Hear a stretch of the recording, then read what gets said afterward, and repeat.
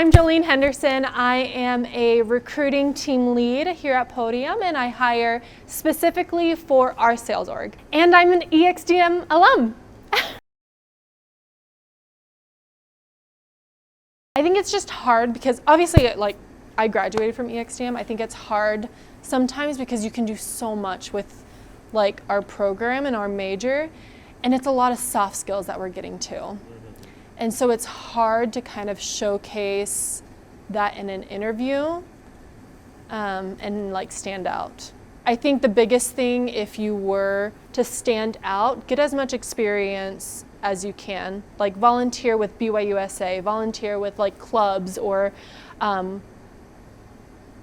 doesn't have to be a legit work experience. I think the more experience that you can have relating to is the best way, relating to the job, I think is the best way to stand out. And it's kind of hard because, again, ExDM is just such a general, can do so much with it, such a moldable type of major.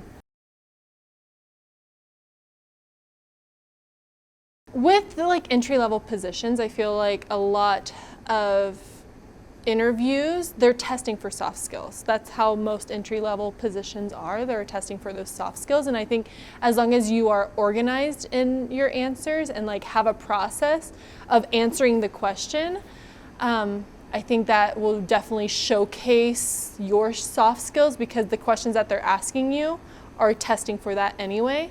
And so as long as you're answering it, organized in your answer, because sometimes people will have follow-up questions or different series of questions testing for the same thing.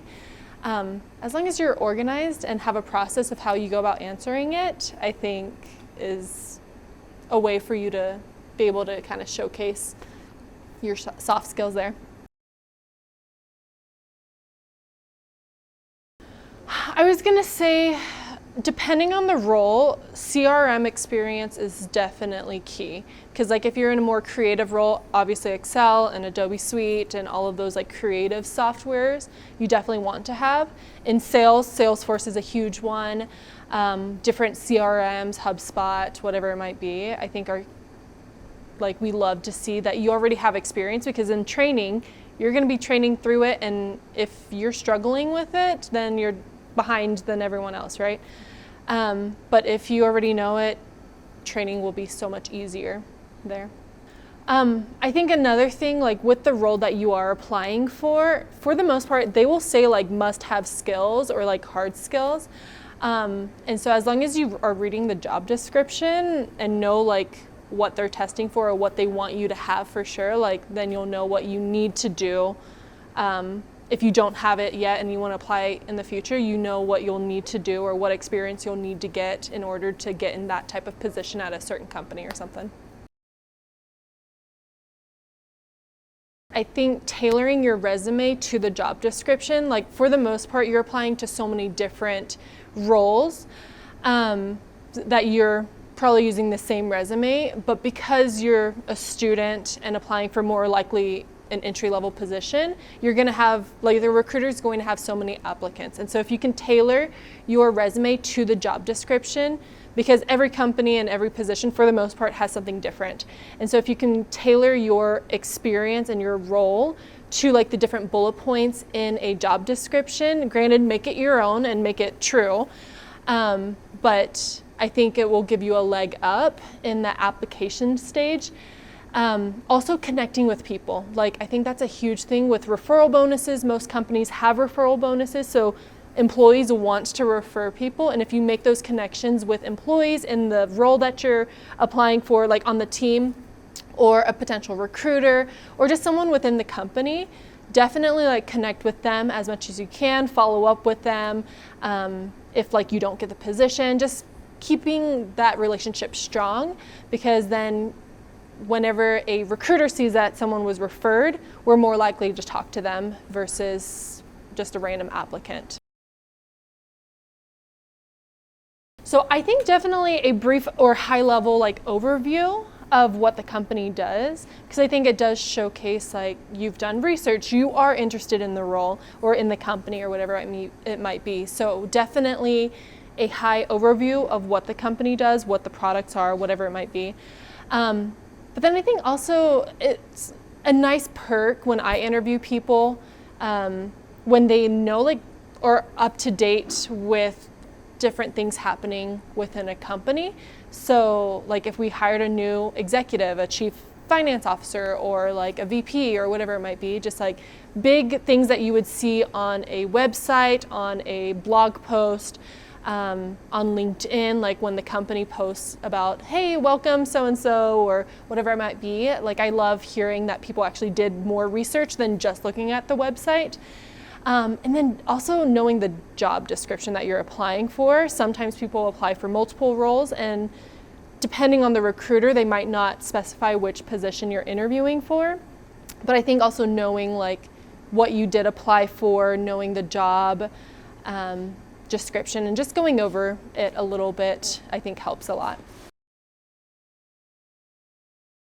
I think what stands out on a resume is highlighting accomplishments and successes and metrics. Like again, depending on the role, it could be like for sales, for instance, we love to see metrics. We want to see what you've accomplished, what your quota look like, number of team members that you manage, or whatever it might be. So metrics is huge in like sales or like more finance type roles. But then with more soft skill type roles like marketing, we want to see like projects or accomplishments that you had, or anything that you can highlight. Don't do just the generic, I manage the social media account or whatever. Like actually showcase, hey, I increased this amount of followers on social media, or whatever it might be. Anything that you can, that is tangible, that you can showcase as an accomplishment. Yeah, it definitely, cover letters definitely depend on the company and the position as well. Like I know more trafficked like positions or more people that apply to positions more, cover letters are a little more important, but with sales, we want to know if you have experience, if you can do the job really. So we don't really look at cover letters on my team, but sometimes if you can really highlight, if you do have a cover letter and you want to submit it, if you can highlight why you want to be at the company and why you want that position, I think are like two big things that would help someone stand out more than someone that has the same resume, if that makes sense. A few common like interview mistakes that I've seen that I don't personally love is when someone is rambling. Like they're nervous, and which I totally understand, but they're rambling and then they go off on a tangent. That's a huge like common mistake that I see a lot, because then you're not answering the question and then you kind of get lost in your own words, because for the most part people ramble because they're trying to build rapport with a recruiter, or they're just nervous, right? And so I think as long as you can be clear and concise in your answers, great. Like that's what we want to hear in an interview. We have a bunch of questions that we want to test for, and so if you're kind of cutting time on your interview by rambling, it just makes it harder. One other thing that I see that we don't really love, and I know most companies don't love this, but when you're bashing on like previous companies or previous coworkers, like most companies want to create a comfortable work environment and an enjoyable work environment. And if you're a person that brings in like that drama or like negative feelings, it just makes it harder on everyone else around you, which then makes it a hard culture fit, right? So definitely don't bash on previous employers or coworkers. Yes, so I think the typical answers, website, check out the website, check out the careers page, see what their values are, see what's important to them. Connections is a huge one. If you are connecting with people, definitely ask them what their experience has been like and what the team culture is like, because every team has a different culture, and then we have like an overarching like company culture. And then I think in the interview process as well, like don't be afraid to ask those hard questions. We want to see people who are curious about the role, are curious about the company culture, are curious about like the growth of a company that you're interviewing with. And so I think if once you get in an interview process, definitely ask the questions, because you want to make sure it's a good fit for you as well culturally, and like vice versa. We want to see if you're a good culture fit as well. So.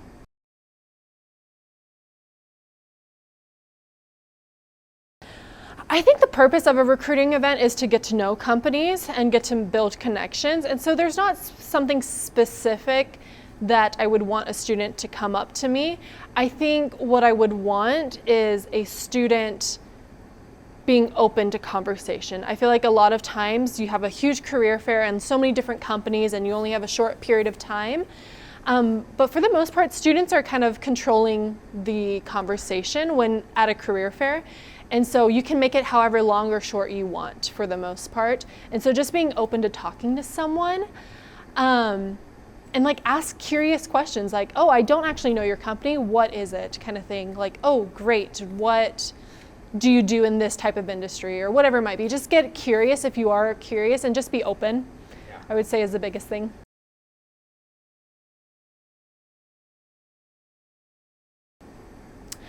I think the questions that, or like topics that students should talk at career fairs, honestly, just be curious. Like whatever question that you might have in an interview, like ask them there, because I think it also shows like, hey, I am interested in this company and the growth of it, or like the values, or what's important to employees, or how can you stand out in an interview process, how you can stand out in a role, like once you get the position. I think it just varies on what you're interested in and what you're curious about, but I think definitely asking those curiosity questions versus just like the generic, so what do you do? Which is fine, like that's totally fine, but I think if you could come to like, hey, I have heard of you, tell me a little more about your experience, tell me about opportunities, I have this experience. And granted, every company's different, and if depending on what a company's hiring for, you might not want to like waste your time or their time if it's a position that you might not be interested in, but still build that connection. So don't make it seem that you're not interested at all. Like still be kind, like be interested, but like don't waste their time if they don't have any positions that you're interested in.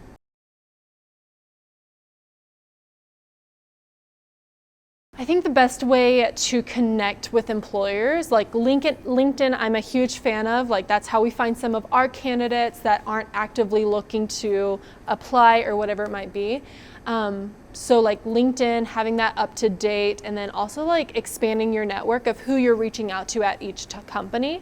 Because you're probably going to reach out to people who don't use LinkedIn or who won't respond or whatever it might be. And so I think the best way is to expand who you're reaching out to at a company. And then once you do connect with them, follow up with them. There have been so many times where I had a student or just someone interested in Podium in a position that we had that didn't get the job, or we just didn't have a job that they were interested in. And then they followed up like few months later, a few weeks, depending again, like if they see a position that opens up or if it's just like a follow-up in general, like, hey, let's see how you're doing. I see that Podium did this, or like you did this. Congrats again, just following up, because then you're top of mind. I've actually reached out to a few people who did that, and I'm like, oh, we just opened up this position. I think you'd be a good fit. Let me know if you're interested or want to chat about it. And sometimes like they get the job, sometimes they get an interview, and sometimes they're like, actually, like things have changed, I don't want it anymore, I'm not interested, or whatever it might be. But I think connecting on LinkedIn is key, and then also using your school.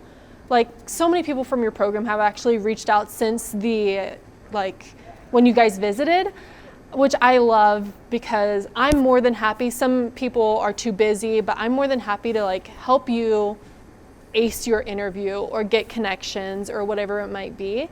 And so when you do have class visits or company visits, definitely make an impression. Introduce yourself to the guest speaker if you can. Connect with them on LinkedIn and like say something personal and customize your messages, because I think that will go a lot longer way than just doing the generic, hey, let's connect kind of thing.